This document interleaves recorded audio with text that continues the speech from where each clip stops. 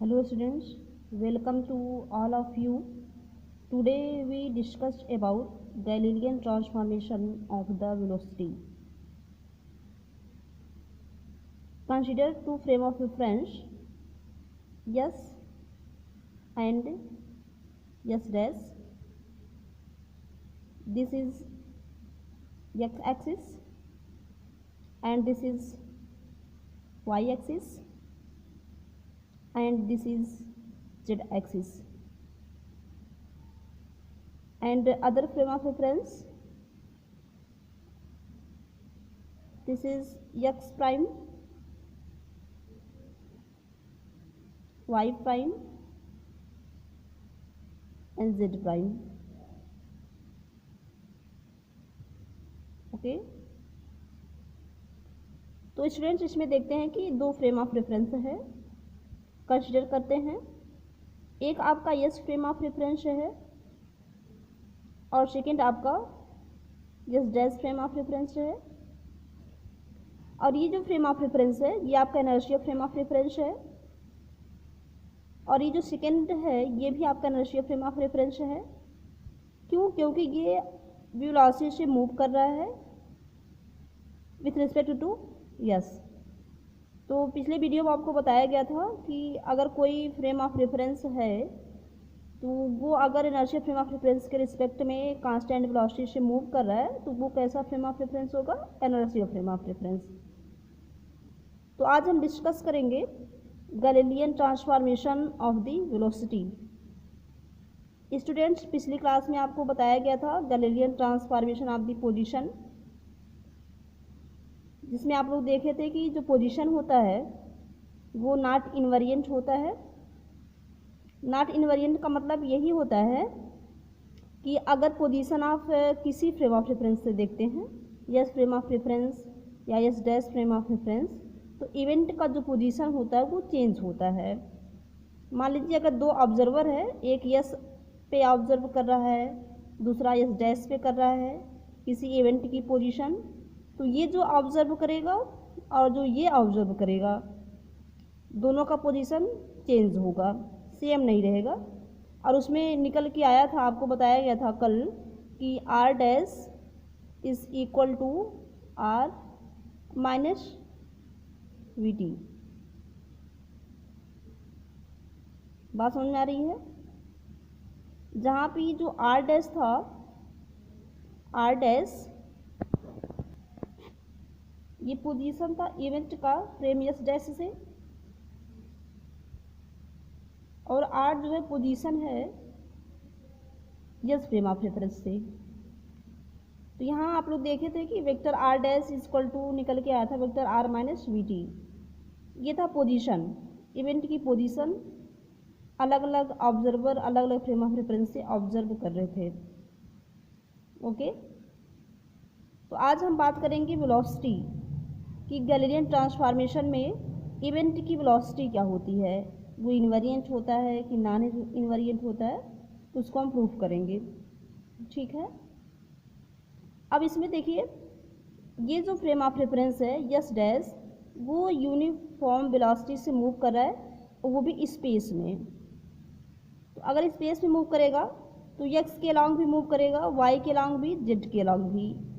तो यहाँ पे v को हम कंपोनेंट फॉर्म में लिखते हैं, तो वेक्टर v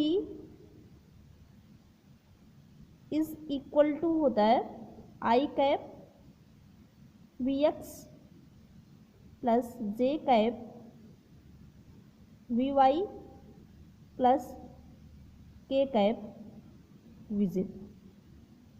ठीक है, vector v equal to I cap V X plus J cap V Y plus K cap Z V Z. अब इसको लिखा क्यों गया है? क्योंकि ये जो S dash frame of reference है यूनिफॉर्म वेलोसिटी से मूव कर रहा है, लेकिन किस में मूव कर रहा है? स्पेस में। स्पेस में मूव करने का मतलब है कोई 3 डायमेंशन में मूव करेगा। अगर 3 डायमेंशन मूव करेगा तो एक्स के अलॉन्ग वेलोसिटी अलग होगी, वाई के अलॉन्ग वेलोसिटी अलग होगी, जेड के अलॉन्ग। तो कहने मतलब इसका कंपोनेंट होगा तो एक्स के अलॉन्ग लिखा गया है वी एक्स, जेड के अलॉन्ग लिखा गया वी जेड और वाई के अलॉन्ग लिखा गया है वी वाई। और यहाँ पे आई जे के ये यूनिट वेक्टर है। आई होप कि यहाँ तक बात आपको समझ में आ गई होगी। अब आगे देखते हैं कि अगर मान लें पोजीशन आर है और आर डैश है, ठीक है, तो पोजीशन आर फ्रॉम यस और R dash from S dash, ठीक है ना। जैसे कोई इवेंट है पी इवेंट है, तो यहाँ से जो पोजीशन होगा इस फ्रेम से वो होगा वेक्टर आर, और इस फ्रेम से जो पोजीशन होगा, ठीक है ना, इस फ्रेम से वो आपका होगा वेक्टर आर डैश, ठीक है। यहाँ ओरिजिन से लेते हैं, और कल आप लोग को बताया भी गया था इसके बीच जो डिस्टेंस होती है इस फ्रेम ऑफ रेफरेंस की इस फ्रेम ऑफ रेफरेंस से, वो वीटी होता है, ठीक है ना। और यहाँ से जब मेजर करेंगे तो वो क्या होगा, आपका वेक्टर आर होगा, ठीक है। तो गैलिलियन ट्रांसफॉर्मेशन से अगर पोजीशन की बात करें तो यहाँ पे आपको हो जाएगा vector R dash is equal to vector R minus V T, ठीक है। तो वेलोसिटी ही हो गया और ये पोजीशन हो गया गैलिलियन ट्रांसफॉर्मेशन इक्वेशन में। और अगर टाइम की बात करते हैं तो टाइम आपका होता है T dash is equal to T. Time आपका इनवेरिएंट होता है, का मतलब चेंज नहीं होता, कल आप लोग को बताया गया था, ठीक है, कि अगर कोई ऑब्जर्वर है इसमें तो ये ऑब्जर्व करेगा कि ये फ्रेम ऑफ रेफरेंस कितने टाइम पर यहाँ पे पहुँचा, ठीक है। और अगर कोई observer yes dash frame of reference में बैठा है तो वो ये मेजर करेगा कि कितने टाइम ये यहाँ पे पीछे हुआ है, ठीक है। तो ये ऑब्जर्व करेगा टी और ये ऑब्जर्व करेगा क्या, टी डैश। तो कहने मतलब दोनों सेम होगा, t dash is equal to t, okay. अब देखिए स्टूडेंट्स, इसको मान लेते हैं कि ये आपका है वेलोसिटी और ये आपका इक्वेशन मान लेते हैं, इक्वेशन सपोज फर्स्ट है, ठीक है। अब इस इक्वेशन को क्योंकि हमें निकालना क्या, वेलोसिटी इनवेरिएंट निकालना है, तो वेलोसिटी इनवेरिएंट को निकालने के लिए इसको हम डिफरेंशिएट कर देते हैं। तो डिफरेंशिएटिंग इक्वेशन फर्स्ट, ठीक है, विथ रिस्पेक्ट टू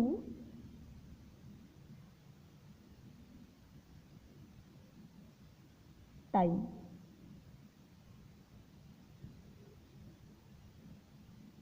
ओके। अगर हमें पोजीशन पता चल गया है तो हमें वेलोसिटी निकालने के लिए हम टाइम के रिस्पेक्ट में निकालते हैं, कितने टाइम में उसका पोजीशन चेंज हुआ। पोजीशन चेंज होना ही क्या होता है, वेलोसिटी होता है, ओके। अब इसको डिफरेंशिएट कर लीजिए टाइम के रिस्पेक्ट में। जब इसको डिफरेंशिएट करेंगे विथ रिस्पेक्ट टू टाइम, देखिए यहाँ पे हो जाएगा डी वेक्टर आर डैश और डिवाइड बाई क्या हो जाएगा आपका डी टी डैश, ठीक है। अब यहाँ पे जो टाइम लिया गया है वो लिया गया है क्या, टी डैश, ठीक है। इस फ्रेम ऑफ रेफरेंस में क्या है ये देखते हैं। तो D vector R dash divide by हो जाएगा D T dash is equal to, यहाँ पर हो जाएगा D vector R divide by D T dash, फिर माइनस हो जाएगा वी और यहाँ पर लिखेंगे D T divide by D T dash, okay. अब यहाँ पे आप दो देख रहे होंगे कि जो वी है वी को डिफरेंशिएट नहीं किया गया है, ठीक है। टाइम को डिफरेंशिएट किया गया है लेकिन वी को नहीं किया गया है, क्योंकि आप कंसीडर करके चल रहे हैं कि जो फ्रेम ऑफ रेफरेंस है yes dash frame of reference uniform velocity से मूव कर रहा है। यूनिफॉर्म वेलोसिटी से मूव करने का मतलब होगा कि v is equal to constant, ठीक है। अगर v कांस्टेंट होगा तो इसको डिफरेंशिएट नहीं करेंगे, कहने मतलब ये टाइम के रिस्पेक्ट में क्या होगा, चेंज नहीं होगा। चेंज केवल क्या हो रहा है आपका पोजीशन, क्योंकि पहले आप क्या मान लिए हैं यूनिफॉर्म वेलोसिटी, अब यहाँ पे देखिए डी वेक्टर आर डैश जो है डी टी डैश, ठीक है। अब इसको कर लेंगे, इसको जब करेंगे तो D T dash is equal to क्या हो जाएगा, डी टी। ये बात समझ में आ रही है आपको? अब आगे देखते हैं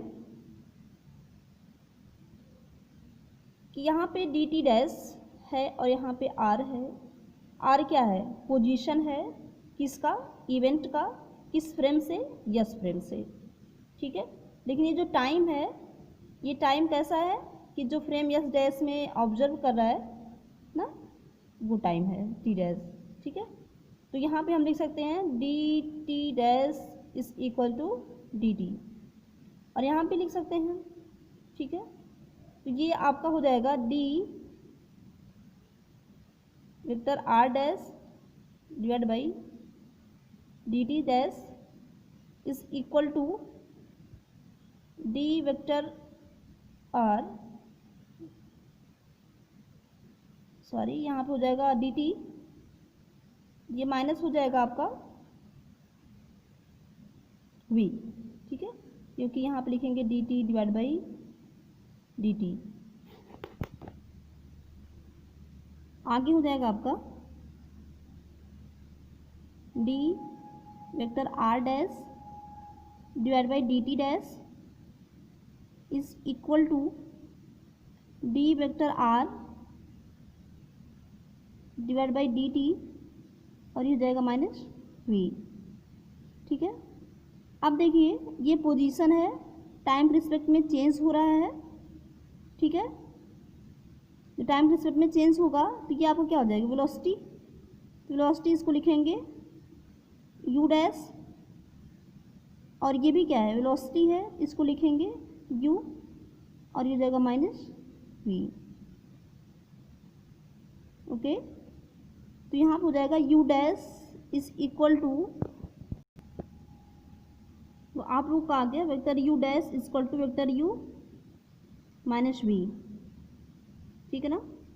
अब यहाँ पे आप लिख सकते हैं, देखिए where D R dash divide by D T dash is equal to हो जाएगा D vector R divide by D T, ठीक है। सॉरी यहाँ पे ये हो जाएगा आपका यू डैश और ये हो जाएगा u, ठीक है।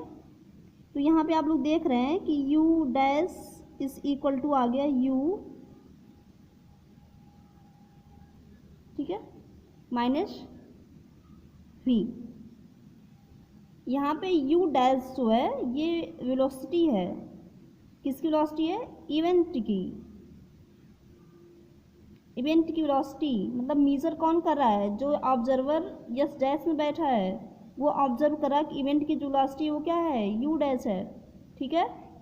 और यू जो है ये वेलोसिटी है, कौन सा ऑब्जर्वर ऑब्जर्व कर रहा है, जो फ्रेम यस में है, ठीक है। कहने का मतलब ये है कि अगर आप अलग अलग फ्रेम ऑफ रेफरेंस से देख रहे हैं, यस फ्रेम ऑफ रेफरेंस और yes dash frame of reference, तो दोनों की वेलोसिटी सेम नहीं हो रही है, ठीक है। कहने का सेंस ये है। तो यहाँ आप लिख सकते हैं कि which shows that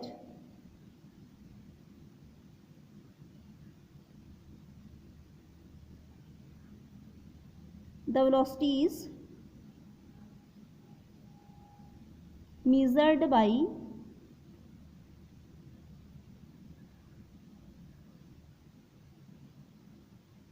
the observer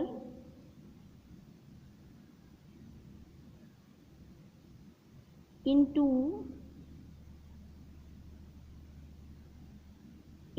frames are not same,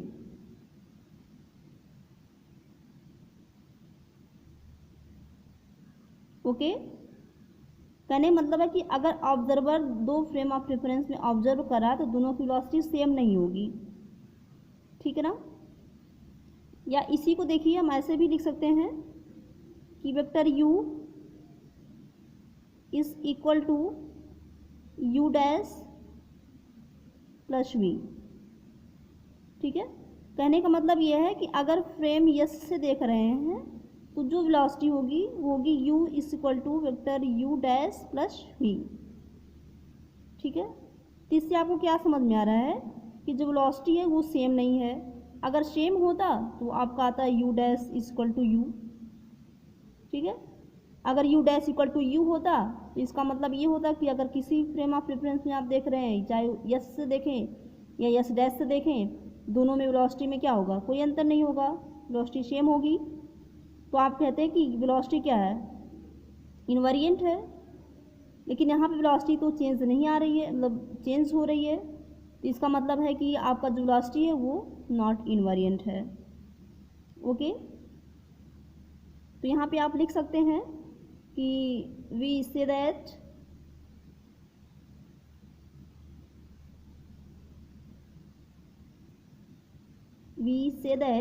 velocity of a body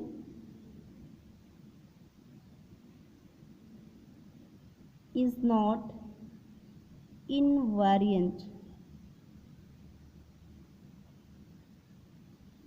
under Galilean transformation।